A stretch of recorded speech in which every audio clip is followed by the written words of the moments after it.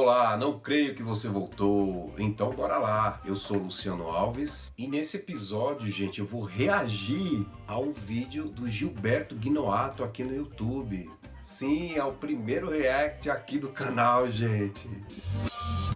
Sinceramente, gente, eu não tinha me programado de fazer episódios de reação tão cedo aqui no canal. Mas um dia eu tava passeando pelo YouTube, vendo as atualizações dos canais que eu acompanho, e de repente apareceu uma sugestão para assistir um vídeo assim com o título assim: É possível ser ateu no Brasil? Daí já fui querer clicar, né, gente? Eu não conhecia o Gilberto Guinoatto, mas antes de clicar eu até pensei assim, nossa, que legal, mais um cara ateu que não é jovem e tocando um canal aqui sobre ateísmo no YouTube, né? E ainda querer discutir o ateísmo no âmbito brasileiro, achei interessante. Mas aí quando eu comecei a assistir, eu me frustrei, gente. Porque o colega que na página dele consta ser psicoterapeuta, professor de antropologia, doutor em violência conjugal, passou a fazer uma dura crítica ao ateísmo. Até aí tudo bem, né? Fazer a crítica ao ateísmo enquanto pensamento. Mas a abordagem dele não foi nessa linha. Não foi contra os argumentos filosóficos e científicos do ateísmo. Foram argumentos atacando a pessoa do ateu e da ateia, e ainda no contexto de velhice. E aí utilizou, né, o famoso argumento filosófico ad hominem, que visa atacar a pessoa de quem defende uma ideia do que a ideia em si, porque as ideias e os conhecimentos são riquezas históricas, disponíveis a todos e todas a partir da liberdade de consciência. Então,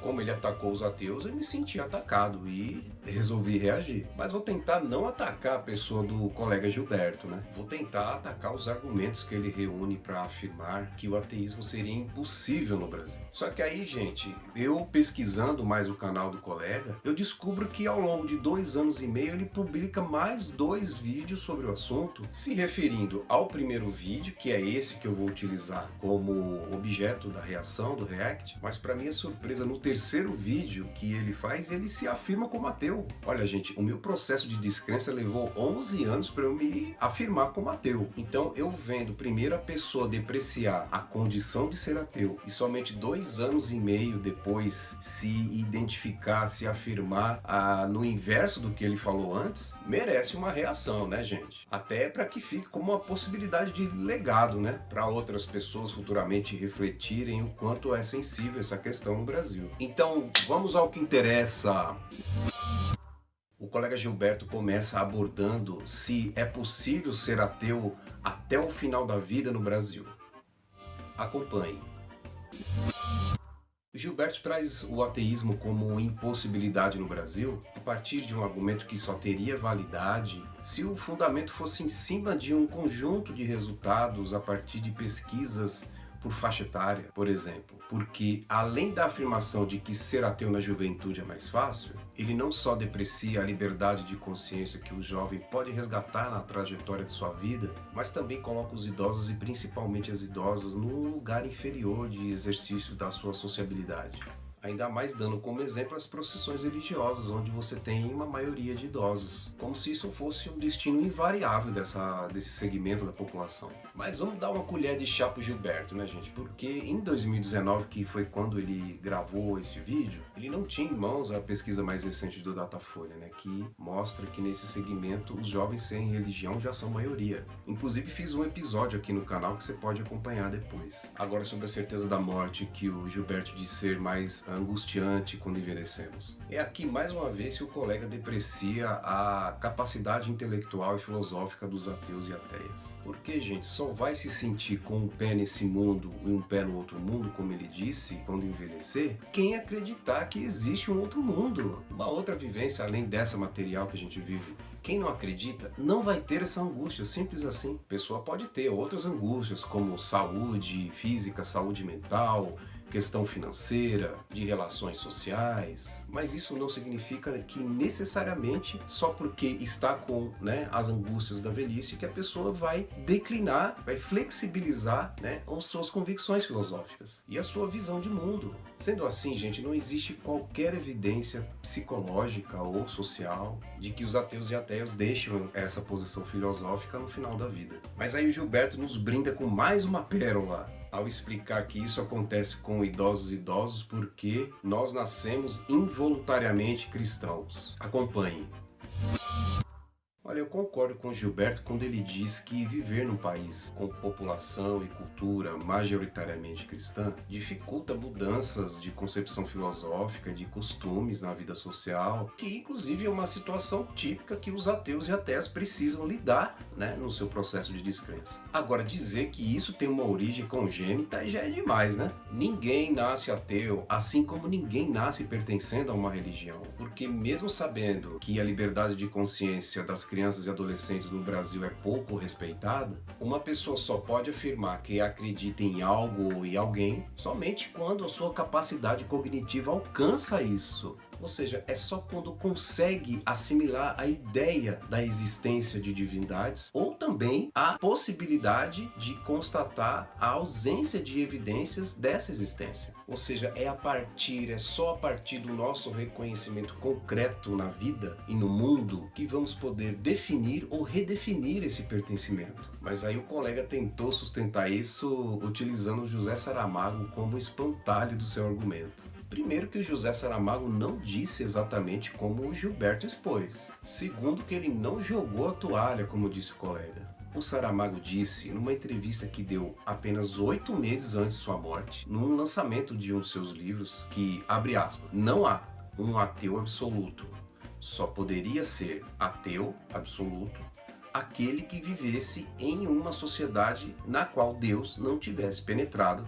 Fecha aspas. Então, nessa matéria que eu vou deixar aqui na descrição, Saramago estava falando sobre história, sobre moral e sobre ética, gente. Porque quando ele fala que não é possível ser um ateu absoluto, ele está inversamente dizendo, por exemplo, que era a realidade da sociedade no ápice da Idade Média. Porque naquela época, ou você vivia como cristão absoluto, ou você morria. Então, logo, nos dias de hoje, somente seria possível viver uma ética alternativa se qualquer resquício da moral cristã tivesse sido superado. Em terceiro lugar, gente, vocês conhecem o bloco do SIAC entrando aqui no canal? Sim, gente, curtir, inscrever, ativar o sininho e compartilhar são tarefas importantes para você me ajudar a fazer um material bacana aqui para o canal. Porque só assim é que esse material vai circular. Então já pode ir aí curtindo esse episódio e se inscrevendo no canal e se preparando para escrever o comentário dizendo se você concorda que ser ateu ou ateia é como viver numa nave espacial. Eu acho que não. Eu penso que é você continuar sendo você mesmo, mesma, sem a ilusão da moral cristã ou de qualquer outra religião. Só que o Gilberto cai numa grande contradição quando ele diz que nós criamos deuses para lidar com a angústia da morte. Acompanhe. Gente, dizer que a nossa espécie cria deuses é uma afirmação ateísta. Então deixa eu ver se eu entendi. Se nossa espécie cria deuses e religiões para tentar suportar a certeza da morte, por qual razão essa mesma espécie não conseguiria desconstruir essa crença religiosa para compreender a morte como simplesmente um fim de um processo no qual existimos na história, como fazem os ateus e ateias? Por que não é válido ter uma relação filosófica ou psicológica com a morte, sem a necessidade de alcançar uma vida sobrenatural? Então o colega precisa se decidir. Ou o ser humano foi criado por Deus com um defeito de não aceitar a morte, ou o ser humano sabe que historicamente não existe o sobrenatural e daí passa a criá-lo para lhe dar suporte emocional. Mas Gilberto insiste afirmando que ser ateu é uma obrigação ideológica. Acompanhe. Aí o Gilberto se vale da arcaica arrogância para dizer que o ateísmo é impossível de ser vivido, o que é algo que já foi refutado por diversos filósofos e autores. Ele usa o clássico argumento de que quando a gente vai perceber a chegada da morte, vamos todos clamar a Deus, né? Oh meu Deus! Oh, me segure, oh, me salve. Mas esse colega não traz evidências de que esse clamor salvou a vida de alguém, ou levou a pretensa alma para o tal lugar melhor do que aqui. Mas não contente, o colega insiste em dizer que os ateus e ateias se dizem ateus, que é uma afirmação tão desrespeitosa quanto a que alguns ateus insensatos usam quando dizem que as pessoas que têm fé religiosa não largam seus amigos imaginários da infância. Eu sou por um ateísmo sensato que combate o pensamento religioso e não as pessoas pelo direito de liberdade religiosa de ter a fé que elas quiserem. Aproveito para mandar um salve pro Igor Malta do canal Ateísmo Sensato. Mas voltando, Gilberto vai mais além, dizendo que os ateus e ateias se afirmam assim porque tem uma obrigação ideológica de querer copiar a forma de vida de suas referências do ateísmo. Nada mais superficial e arrogante, com todo respeito. Tanto que o Gilberto percebe isso nitidamente e depois vai gravar os outros 2 vídeos que eu mencionei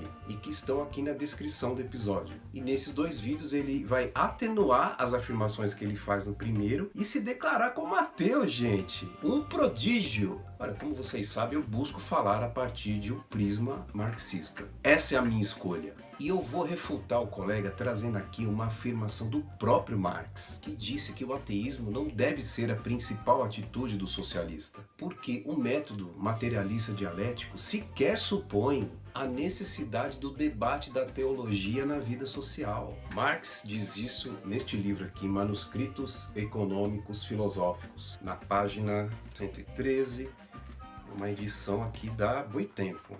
Marx vai dizer o seguinte aqui nesse trecho: na medida em que a essencialidade do ser humano e da natureza se tornou prática, sensivelmente intuível, na medida em que o homem para o homem, enquanto existência da natureza, e a natureza para o homem, enquanto existência do homem, a pergunta por um ser estranho, por um ser acima da natureza e do homem, uma pergunta que contém a confissão da inessencialidade da natureza e do homem, tornou-se praticamente impossível. E aí ele vem: o ateísmo, enquanto rejeição dessa inessencialidade, não tem mais sentido algum, pois o ateísmo é uma negação de Deus e assenta, por intermédio dessa negação, a existência do homem. Mas o socialismo, enquanto socialismo, não carece mais de uma tal mediação. Ele começa a partir da consciência teorética e praticamente sensível do homem e da natureza como consciência do ser.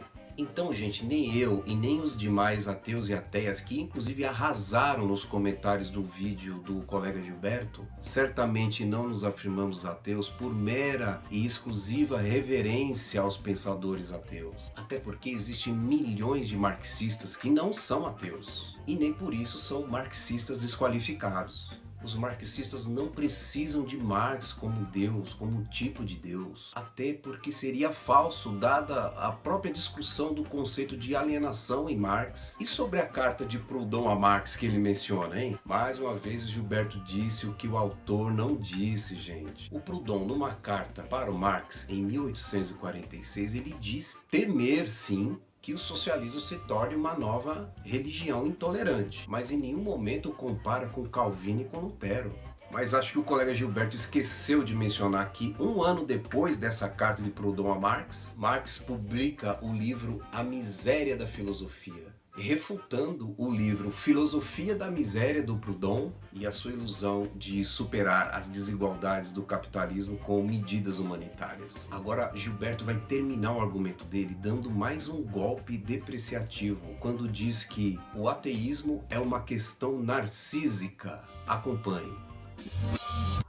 Olha, eu vou concordar com o Gilberto quando ele diz que os ateus e ateias do Brasil são ateus graças a Deus, entre aspas. Mas não por um capricho de Deus, lógico. Já pensou, gente, Deus me transforma num ateu para eu ter bênçãos na vida sem fazer uma oração sequer? Seria maravilhoso. As mulheres e homens, ateias e ateus do Brasil, o são tão somente por conseguir desvendar e se livrar da profunda contradição e opressão do pensamento cristão. Ou seja, graças ao resultado prático das próprias ideias de Deus na vivência brasileira, que os ateus e ateias enfrentam um processo de descrença até concluir que o ateísmo é a constatação filosófica mais coerente com a vida social concreta. Agora, se ser narcisista é viver para garantir somente os seus desejos e o que é semelhante consigo mesmo, e se todos os ateus se afirmam dessa forma só para garantir o seu narcisismo,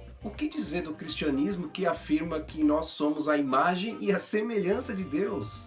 Se isso é válido, logo o ateu só estaria trocando de narcisismo, o que na prática continuaria vivendo entre os seus semelhantes, não é? Ora, gente, primeiro o colega diz que nossa espécie, cria deuses. E depois diz que nós, quando não queremos criar deuses, nós estamos sendo narcisistas? É no mínimo dizer que quem tem fé religiosa é um ser humano superior. Nós, ateus e ateias, estamos tão somente exercendo o direito e a liberdade de não crer em nenhuma manifestação sobrenatural. Absolutamente idêntico ao direito de ter fé religiosa.